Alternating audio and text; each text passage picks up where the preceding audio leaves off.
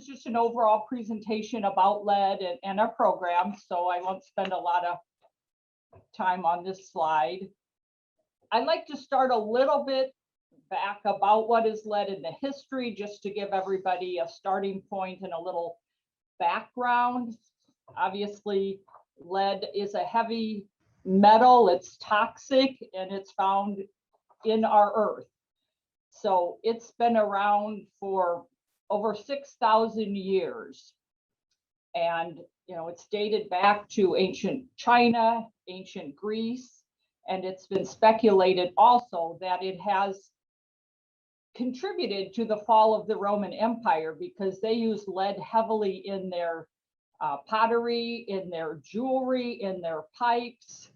So they probably had a lot of people walking around that had lead poisoning, and that could have led to a lot of health issues. So again, speculation that it did damage to a whole, you know, society.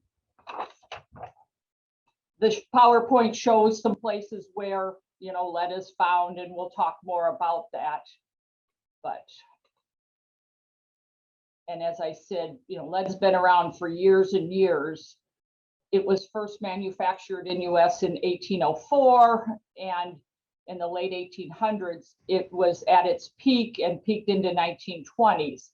So what that means is our homes that were built in the late 1800s and early 1900s, lead paint was used heavily during that time. One of the reasons they used lead paint is because it dried faster. It acted as a fungicide, and that made it easier to keep kitchens and bathrooms clean. It was also very durable and cleanable. So during that prime production years, it was used heavily.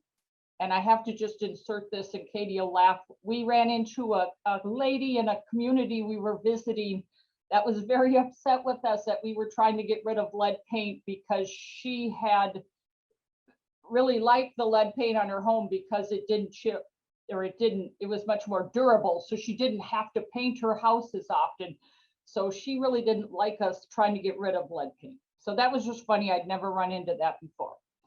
But, you know, with our old housing stock, we're finding a lot of lead paint. The dangers of lead paint and lead paint hazards is that it's very toxic. These definitions are very detailed, but just, know that they're very dangerous to the human body, children and adults alike. Primarily, we are concerned with children because they are developing, you know, their organs, their brain, their bodies growing, and it is especially harmful to children in these development years, primarily under the age of 6. So that's kind of our focus of the families that we're dealing with. Who is at risk? Again, it's the families that live in these old homes. Our communities have a lot of old housing stock. Iowa, you know, has Dubuque, the Dubuque area, Dubuque County, we have very old housing stock. So the young children that live in this older housing stock is very much at risk for this dangerous lead poisoning. Now, a lot of homes, because they're big and they're old, a lot of families cannot afford to keep these properties maintained. That results in the paint chipping and peeling and deteriorating. And because there's so much lead paint in these homes, that is all leading to young children getting lead poison. You know, they're hard to maintain, they're hard to keep in good condition. And unfortunately, a lot of the vulnerable population and families with limited income are living in this older housing stock because it tends to be, you know, not maintained and not in good condition, and not, you know, these houses aren't selling for as much. So limited income people tend to end up living in these homes. So they're really at greater risk a lot of times. And where can you find lead-based paint in our older housing stock? We'll go into inspections a little deeper, but when we're finding it, it's typically in walls, windows, floors, ceilings, doors, trim, anything that has a painted surface. We're finding it in sidewalks, a lot in porches, trim, and even soil. Because of the paint chipping off, it falls down into the grass or the dirt. Kids play there, a lot of times with their trucks or Barbies or whatever, they're getting lead poison just from old paint falling off their homes and falling into their yards. So it's found in a lot of components in these old housing stock. And when we talk about hazardous lead paint, like in my office here, I could have a wall painted with lead paint, but it's in good condition. It's not chipping or peeling. So it's in good condition. That's not a hazard to have lead paint in your home. The hazard happens when it begins to flake, chip, blister, peels. When you have old windows that are going up and down and causing dust from the paint. And that's where the friction surfaces and impact surfaces. If you're banging a door and lead paint is on it, it could fall off onto the floor, as some of these pictures show. It shows the paint peeling off the wood. Little kids are there on the floor, the hand to mouth activities, they're often have pacifiers on the floor. They might put their snacks on the floor, their toys, picking those toys up, pacifiers in the mouth. Those things are where the danger is to these young children, the hand to mouth activity and transferring that lead or lead dust into their mouth. So, as I just said, really children are at the greatest risk. They absorb lead more readily because their organs and bones and such are developing, and they're not as strong. And really any child, no matter where they live, race, ethnicity, income level, they are at risk. Unfortunately, like I said, sometimes minorities or lower income people are at a higher risk because they tend to live in our older housing stock that may not be maintained as well or as often as it should be. Exposure to lead, like I also said, basically if they are picking paint off the wall, and I've seen this, there was a child in downtown Dubuque that, I don't know, it was some disorder, but he would pick the paint off the wall and eat it. His levels were super high and he had to be hospitalized. It was horrible. The best thing for that family was just to get out of an older home, to get that child away from any paint that could be peeling in lead. So also breathing, when the windows have the lead paint in them and we're moving those windows up and down, that creates dust, and you'd be amazed on floors. High levels of lead dust are laying on the floor because lead is very heavy. It's a heavy material. It falls to the ground. It's in our carpets. It's in our floor. Unfortunately, it's in our dogs and pets. It can be transferred from many different areas. We also have seen in some of the communities that have industry, like a battery factory. I know Manchester had a battery factory, and a lot of people working there were bringing it home on their uniforms or boots or coats. And, I know safety measures have greatly increased, and, they are going through things now to prevent that from happening. But kids got lead poison just from their dad's coat, being picked up and being held by their parent. Another odd thing is fishing lures. My dad was a fisherman and he liked a little hobby. He, in the garage, made fishing lures. I didn't typically bite on them, but that lead from him making that could have fallen on the ground where my toys and bikes and things were. It's amazing how much kids can pick up lead from that.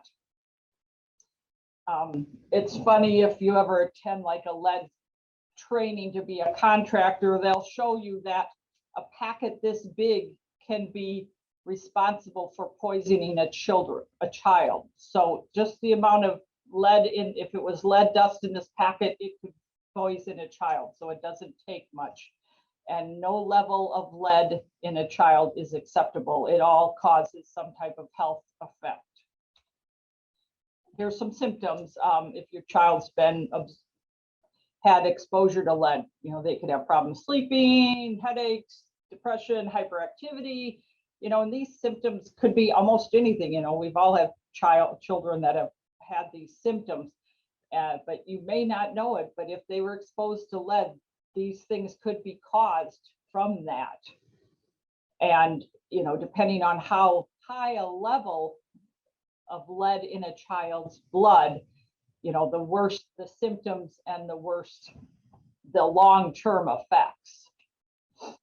And these are the things in our body that are affected by lead and lead poisoning, brain, the nervous system, kidneys, heart, bones, joint, you name it. It can really seriously have negative effect on these parts of our body. And what's funny is I didn't realize this right away either. Once lead is in the body, it can be stored in our bones for years, and it can come back into the bloodstream and continue to damage our brain and organs for years. So little kids who might get it young, it could affect them for years to come. And it is very serious. And I don't mean to be dramatic, but it is scary and serious.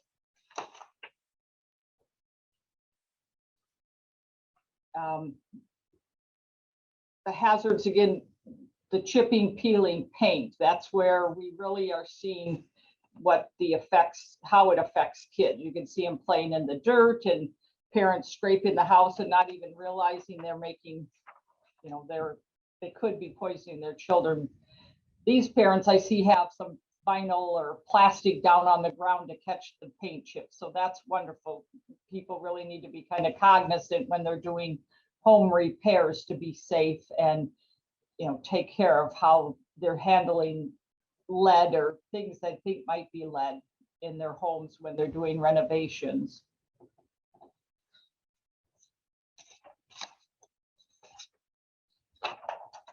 I did also want to mention, well, I think I covered it, just that lead will stay in your body, and there's a lot of connections between like reading scores and math scores of a child that's been lead poisoning. They have found, these scores will be less, they'll be less or lower than a child that's not been lead poisoned. And I've even heard of a study, and this is scary too, that they've been able to connect like teenagers or young adults that have gotten into trouble with the law and end up in the prison system, that a high percentage of them have had lead poisoning as a child. So it really affects behavior and your thinking process and such. But I did mention that we'd talk about inspections. So, when people are wondering if their house has lead or if they do voluntarily want to participate in our program, we do a lead inspection. That gun looking thing in the upper right hand corner, we take that and we test all the components in a room. We test every window, every wall, the ceiling, the floor, the baseboard, the trim. These inspections take several hours, but any painted surface we will check. I'm not going to go into, there's several different types of inspections, and that's really irrelevant for this training, but just know that there is ways to get your home inspected to determine if your paint is lead paint. But we will schedule an inspection if someone is voluntarily using our program and wants to know if their home has lead paint. I left this slide in. I debated on taking it out. We had the big scare in Flint, Michigan about children getting lead poison from water, and Flint was a little negligent. They changed their water supply, and it did lead to a lot of kids getting lead poisoned. We typically do not see that as a regular cause of lead poisoning. Our program typically doesn't deal with it. I always just say, if you're wondering or thinking about it, there are ways to get your water tested, or if you are on a city water system, you can ask the city to test it or give you proof of lead in the water. You can also use a filter, or you can also let your water run for a few minutes before you actually drink it, or fill a bottle. But with babies or somebody in the home, it is good to get your water tested.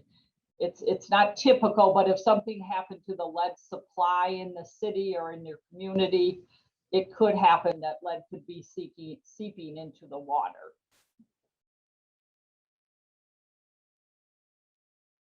Another component that we have with our program, besides dealing with lead hazards, lead hazard is our main focus, and the main focus is to reduce lead poisoning in children. But a side note is that in the past, when we've gotten funding, we could only deal with lead hazards. That's it. We'd go into homes and we'd see other hazards with the home, and we had no money to help. So now our program has been given some additional kind of flexible funding that we can look at the whole house as a system. We're looking at lead, but we're also looking at everything else in the house. The 8 principles we're using here: we keep it dry and clean and pest-free, ventilated, keep it safe, contaminant-free, maintained, and energy efficient. So we're looking at the whole house. So we do have a pot of money that we would address other safety concerns, and that could be trip and fall hazards. Sometimes there's concrete that's broken up. We could help with that, or a porch that's falling, flooring that is uneven, thresholds between flooring. In bathrooms, we can put in grab bars and different ways to help prevent falling in a home. We also fund some minor electrical issues. Sometimes there's not a GFCI outlet near the water source in a kitchen or bathroom. We can do that. If there's some minor electrical issues, we can assist with that. Some of these older homes have really old electrical systems, the tube and knob and tube. That's a little higher than we have funds for. We try to maybe connect them with other resources if something that serious is going on. But if we identify it, we work with the property owner and, like I said, try to find other resources. But we are dealing with a lot of other health and safety issues. We've done pest treatments. I even hate to mention this, but we've done bed bug treatments. They're very difficult and a lot of work for the homeowners, but it is a very severe health hazard. So we've done that. We've done retaining walls that have been falling down that have been dangerous, mold, moisture intrusion. Sometimes there's leaks in the roof or leaks in a wall. We've taken care of that. We've repaired stairs, and at the top of stairs, the spindles and such that might be broken where there's a safety concern with a child falling. It's pretty wide open what we do here. I did have a really good success story that I helped a family in Dubuque County get a new roof, and we were able to partner with USDA, which is kind of a coincidence that this is a USDA training, but they do offer grants and low interest loans for families to help them repair their homes. And together we provided $13,000 and got this family a new roof. It was super success story. So those types of things can happen, and it's amazing the type of work that we've done in the past. So, our program is funded by the federal government, HUD, and currently we've gotten funded to serve the city of Clinton, just the city limits of Clinton. We serve the city of Maquoketa. We do Dubuque County completely and Delaware County. I should add, the city of Dubuque has their own program, so they usually work within the city limits. And our program, we've been staying within the county, in the rural county area. So, we're servicing a lot of area here in Northeast Iowa. We have a lot of older housing stock. My goal is hopefully to someday make it ECIA's 5-county footprint and have funding in the whole area. That would be super. But yeah, the more funding we can get to this part of Iowa, the better. There are other areas in Iowa. Marshalltown has a program, Sioux City. So they have, HUD has actually funded a lot of programs in Iowa. And I'm very proud of that because, these rural communities often don't get a lot of funding. So I always say when I'm out in the field talking to people, if we don't use this money, if we're not spending the money they've granted us, they'll just take and give it to New York City, Baltimore, or Philadelphia, these places that are very heavy urban centers, and they need the money too. I'm not saying they don't, but we're very lucky to have it, fortunate, and I want to go, we got to use the money. So kind of holistically, our program goals are to make homes lead safe. And sometimes people get that a little confused where they say we're making it lead free. Like I said, if a wall has lead paint and it's not deteriorated, it's in good shape, we wouldn't touch it. So we're just eliminating hazards, which are chipping, peeling, deteriorating paint. So we're making homes lead safe. So our goal with our new funding, we have, $2.5 million to do 86 homes or units in the city of Clinton and Macokota. And we're doing, single family homes, and we do rental units. So a 4-unit rental property, we award money per unit. So it's great for landlords also. We were awarded $3.2 million to do 120 units in Dubuque County. We just have gotten approval and we're going through the steps to expand into Delaware County.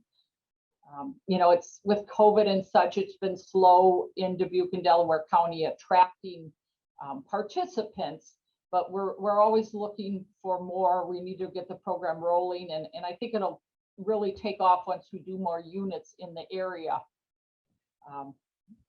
First priority is always doing a unit where there's a child that's lead poisoned. Elevated blood level is the term for lead poisoning. If their lead level is high, they're lead poisoned. We do have a sharing agreement with the Iowa Department of Public Health. They do give us the addresses where they've identified children with lead poisoning, and we do market to those families and try to get in and help them get rid of those hazards so their children's lead level would come down. Next, we're just doing any home where a kid under 6 resides, any home where, children are living. But also, this is a big point that people may not think of. We're doing homes where children just visit. Like a grandparent might watch their grandchildren a lot, and those children would, make this home eligible. Some people watch their neighbors or friends' children, or they might have an in-home daycare, or any home where children visit and regularly. We have that somewhat regular, we have to be careful that children visit regularly. It's not our intent to do a vacant home or vacant unit because they want the funding used immediately to help a child be, prevent lead poisoning. So, I do want to say we do rental and single family homes because rental are an important part of our business. We don't ever qualify or hold it against someone. I mean, people say landlords, they don't need the money, we're mostly concerned about the occupants. We know landlords sometimes don't always put as much money into their units as they should or could or whatever, but we are here to help make those units safer no matter who the landlord is. So we do our qualifications based on the family that resides there. So in essence, although we make our homes lead safe and we're given our dollars to make homes lead safe, ultimately we are here to prevent lead poisoning in our kids in our community. It's my own personal goal, or I think we're all responsible for keeping our kids and families healthy and safe. And this is just a tool, or, you know, a resource that's available right now that we can take advantage of to really do that. I guess a lot of people think they don't have lead paint in their home. We hear that a lot. Oh, I don't have lead paint, or I don't know if I had lead paint. And I'm like, I try to tell them, you won't know. People don't know unless you're in, you know, the business and see it. It is pretty identifiable with your eyes, but you wouldn't know if you had lead paint. And that's where we would come in and do our inspection and test all your components. You know, that's our job. We'll make sure, you know, we see if there's lead hazards, and, you know, we would then provide funding to get rid of them. I do have some before and after pictures I'll show in a minute, but just to talk about the eligibility of our program, I didn't put a slide on this, but I should have. We're looking for families with children, again, age under 6 and under, visit or live there, families that meet the income requirements, and it's 80% of the area median income. And actually, that's much more generous than a lot of people think. I don't have the chart here, and I'll open it up to Katie in a minute here, but it's not really people just at the bottom poverty level. It's pretty generous, and we can, a lot of families would income qualify, especially young families with children. So old homes, units with children, and income income meeting the income guidelines. That's who we're looking to reach. And we're out in the communities a lot. We're trying to do a lot of marketing to really make sure people are aware of lead, the hazards of lead, the dangers of lead to children, and know there's money out there to help. You know, we have the money, we need to use it. Let's spend it. Let's spend it locally. You know, it's best for all of our communities. And hopefully, like I said, we can spread the wealth here in Iowa. I'll just show a couple of before and after pictures. This was a home I think we did recently in Clinton. The siding had lead paint on it. It must have been painted siding, and it was deteriorated. They probably got all new windows and siding, and they might have gotten a door. I mean, quite a transformation. And if this is a single family home, they would have no contribution. They put not a penny into this. So it's a big difference. Another home in Clinton, I think this is a rental property. You could see the siding was horrible. Soffit fascia we did, gutters. We totally rebuilt their porch. You can't see the before picture part of it, but the porch was totally rebuilt. It was beautiful, actually beautiful. This landlord was very meticulous inside, but he didn't, you know, obviously deal with the outside, but they paid a little extra to get some special color siding. But for the most part, for a landlord, they're just required to put 10% of the project in as a contribution. So if we spent $20,000 on this property, they would have put $2,000 in. And like I said, I think they had to pay a little extra because they wanted some special colored paint, or that blue paint was a little bit more expensive. Blue siding, sorry. Home we did in Maquoketa, super cool project. There was actually some community development block grant funds that were also being used in Maquoketa. We partnered with them. Liz Kemp, the other program manager here with the Clinton and Maquoketa program, she was doing the CDBG at that time. This family got a new roof, all new windows. You can see how many windows are there. We couldn't cite it because it's actually historic. It was listed like on a historic register. So we ended up just scraping and painting the paint. So you could see the top brown was quite peeling, and the closer you got, the worse it looked. But we did all the scraping and painting of that, and it ended up being that beautiful gray house. This is a great story, and the lady would tell you, if you saw her on the street, she had done foster care during her life. And I don't know how many hundreds of kids she took in through foster care, but it had 5 bedrooms, and it was just a perfect solution for this family. The husband had gotten ill and wasn't able to work, and children, like I said, foster children had come throughout the period there. Liz Kemp just joined us. Liz, I was telling them that you were doing CDBG at the time and how wonderful this project was and how much work we were able to do.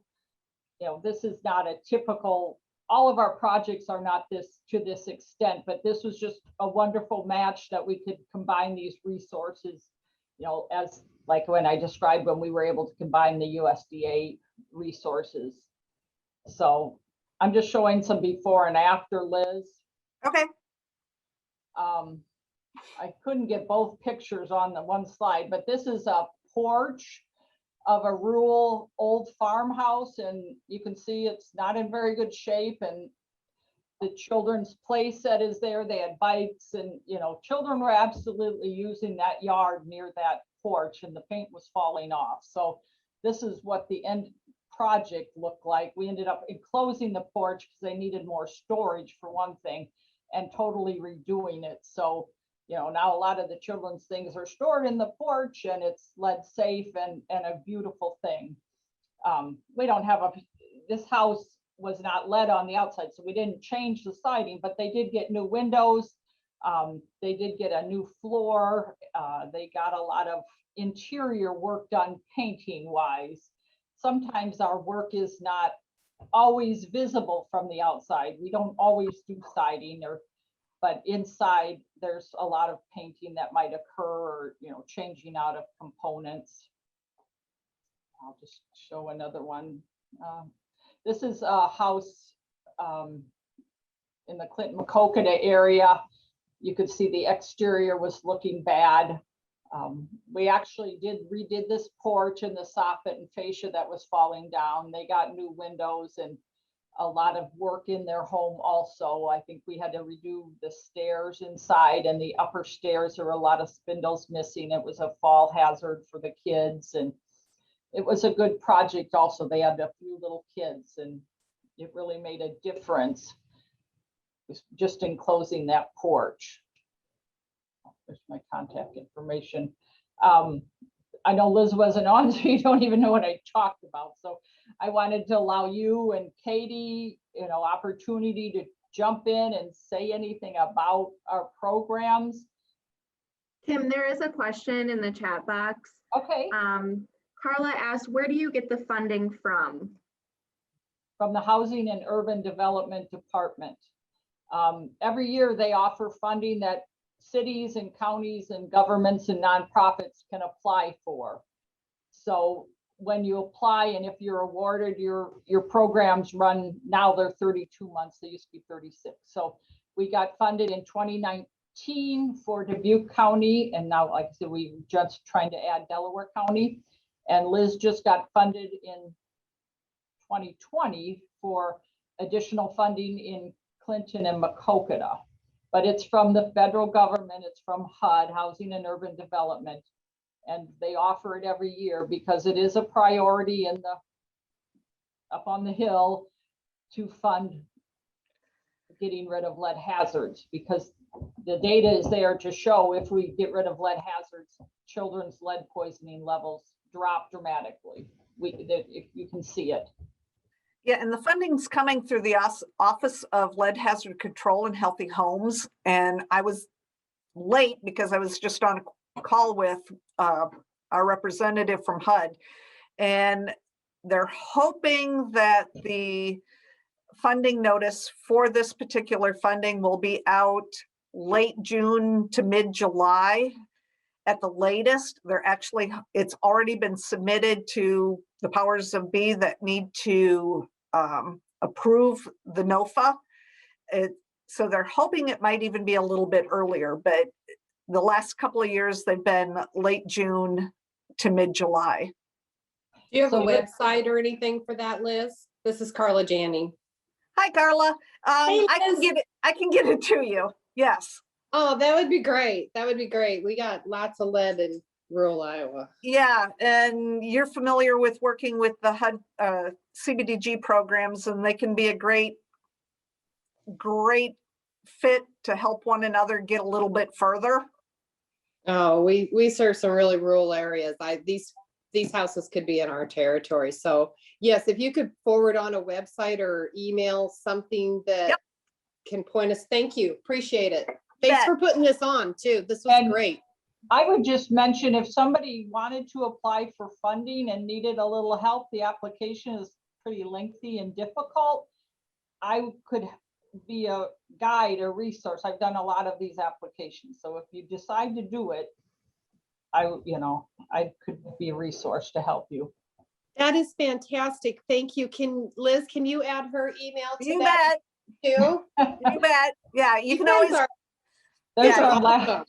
there's our contact information, but I was gonna, if you know other municipalities throughout Iowa or anybody else that wants to apply, I know in the last couple of years, they struggled getting applicants, so And they there's- need more people to apply. And there's actually, they've been setting aside a portion of the funding for first-time applications. So first-time applicants are not any longer competing with return grants. Oh, that's nice. Yeah, That's nice. so once you get a grant, then you get thrown into the big pool, but No, start in the baby pool. yeah, they do reserve a portion of their funding for first-time grantees. And actually, we were just on another call last week, and you are right in an area where both IDPH and HUD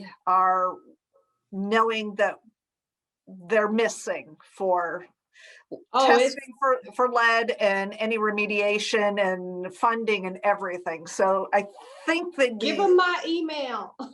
I think they would be really happy to see you guys. Yeah.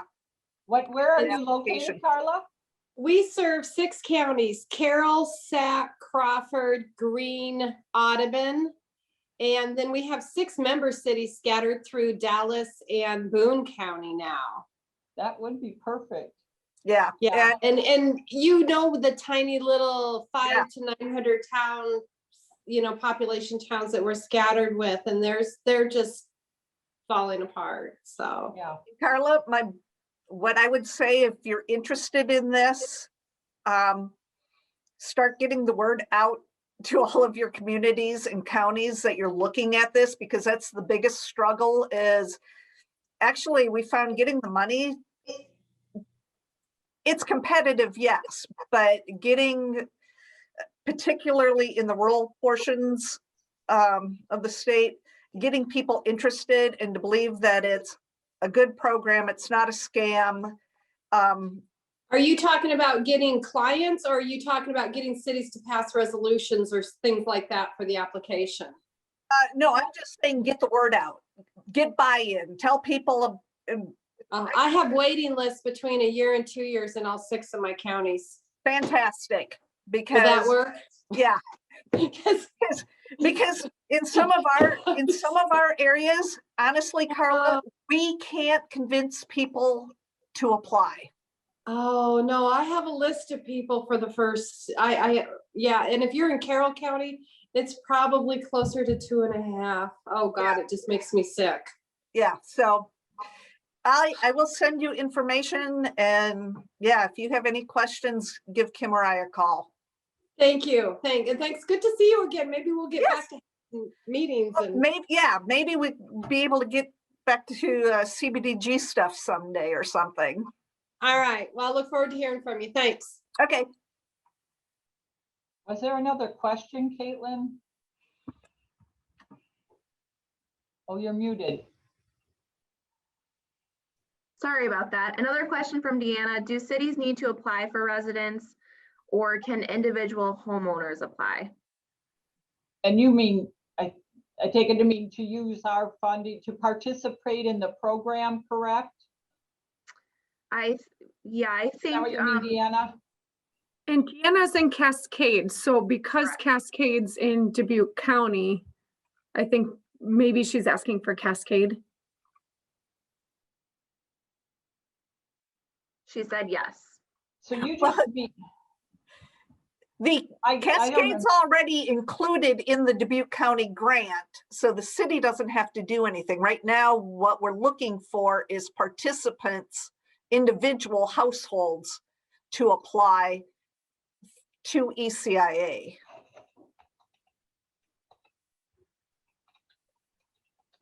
Okay, she says they're working on that. And I guess Thanks for before, helping, Deanna. We And I just guess- got a referral today. Sorry, Katie. We just had a lady call from our trip there yesterday. So Katie and I are very excited. So I know you're working on that, Deanna. I think that's great. Go ahead, Katie. yeah, no, that's fantastic news, just being there yesterday. Yes, we had that update. Kim, you had mentioned before too. So if there are, so yeah, we were kind of talking about it two-pronged. So there's some folks on this call that are interested in doing something like this in their communities.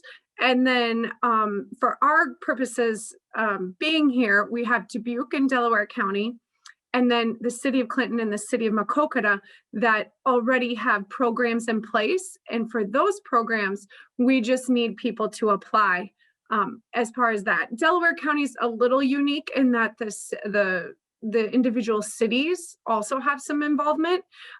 But Kim had mentioned before, like the guidelines for this. And just to give you an idea, so for Delaware County, if you're a household, you own your home and there's just you in the household, it's $43,050. If you make less than that, you would qualify for the program.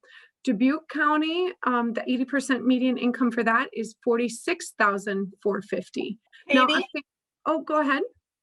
give them a family of 4 That was because, going to be my next, yeah. okay, Yeah, give them a family of total family size is 4 is 61,500 for Delaware County and 66,300 for Dubuque. So just to give you an idea of the range from, yeah, a 1-person household to 4, I mean, they're pretty generous guidelines, and, you know, we're happy to work with you. But then at the same point too, as Kim had mentioned earlier, we're also looking for landlords that have properties. Maybe they have some older units that they want to have fixed up.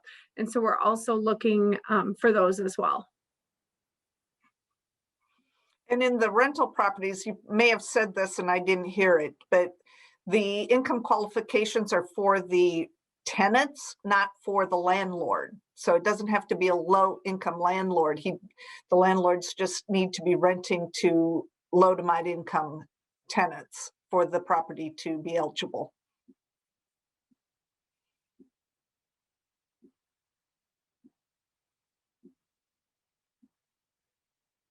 Those are all the questions that I see on the chat box, unless anyone has any more questions. Yeah, I mean, we're really available and willing to help anyone. Sometimes the applications can be a little intimidating and it can turn people off, but we will walk them through it, you know, visit them, help them whatever they can. If you have anybody you want to refer or anybody who's interested, we're very hands-on with our clients. And that's my role as community outreach advocate is, you know, I will call, you know, some people want it emailed, some want it mailed, the information. So I'm here to help walk them through it. And, you know, if they're comfortable with it, you know, I'll go to their home and help fill it out and that type of stuff. But most things lately we've been able to do just answering phone calls and getting things sorted out that way. But it's a it's a checklist of items, but it really isn't that hard to do if they sit down and focus on it. And we take care of the rest. So it can be easy. Just send us some phone numbers and names, guys, and we'll take it from there.